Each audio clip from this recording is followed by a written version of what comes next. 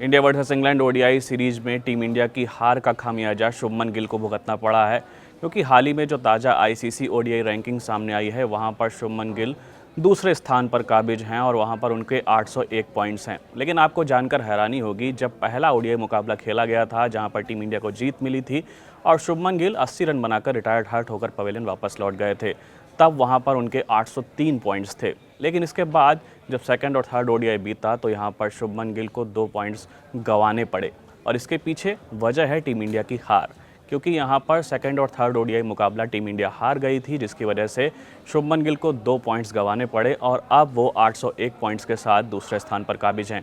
और उनसे ऊपर यहाँ पर सिर्फ न्यूजीलैंड के डेरिल मिचेल हैं, जिनके अभी 802 पॉइंट्स हैं। यानी यहाँ पर टीम इंडिया की हार का खामियाजा शुभमन गिल को भुगतना पड़ा है। और यहीं पर अगर आईसीसी ओडीआई रैंकिंग्स की बात की जाए तो यहाँ पर रोहित शर्मा को भी अपनी शतकीय पारी का कोई फ़ायदा नहीं मिला।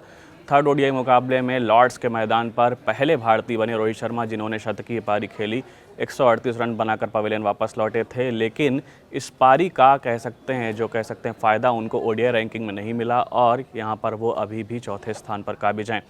वहीं टॉप 4 की बात की जाए तो यहाँ पर थर्ड नंबर पर विराट कोहली काबिज हैं, क्योंकि उनके बल्ले से लगातार वो पारियां निकल रही हैं और इससे पहले भी वो थर्ड पोजीशन पर ही थे। लेकिन यहाँ पर India versus England ODI series के बाद भी वो थर्ड पोजीशन पर काबिज हैं, क्योंकि उनके बल्ले से लगातार कंसिस्टेंट रन देखने को मिल रहे हैं। लेकिन जिस तरीके से टीम इंडिया को सेकंड और थर्ड ओडीआई में हार का सामना करना पड़ा, इसी वजह से टीम इंडिया के बैटर्स को वो फ़ायदा आईसीसी की ओडीआई रैंकिंग्स में नहीं मिल पाया जो वो डिज़र्व करते थे।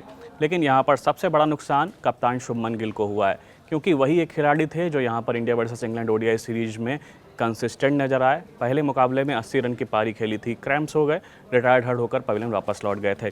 सेकंड ओडीआई मुकाबले में 31 रन बनाए थे, लेकिन बल्ला कुछ खास नहीं चल पाया। लेकिन यहाँ पर इसके बाद थर्ड ओडीआई में भी जहाँ पर टीम इंडिया एक बड़े लक्ष्य का पीछा कर रही थी, वहाँ पर उनके बल्ले से 77 रनों की पारी देखने को मिली थी। लेकिन यहाँ पर जिस तरीके से उन्होंने लगातार रन बनाए, इसकी वजह से उनको यहाँ पर जो फ़ायदा आईसीसी की ओडीआई रैंकिंग्स में मिल सकता था वो इसलिए नहीं मिल पाया, क्योंकि टीम इंडिया ने लास्ट के 2 मैचेस गंवा दिए और यहाँ पर सीरीज भी गंवा दी।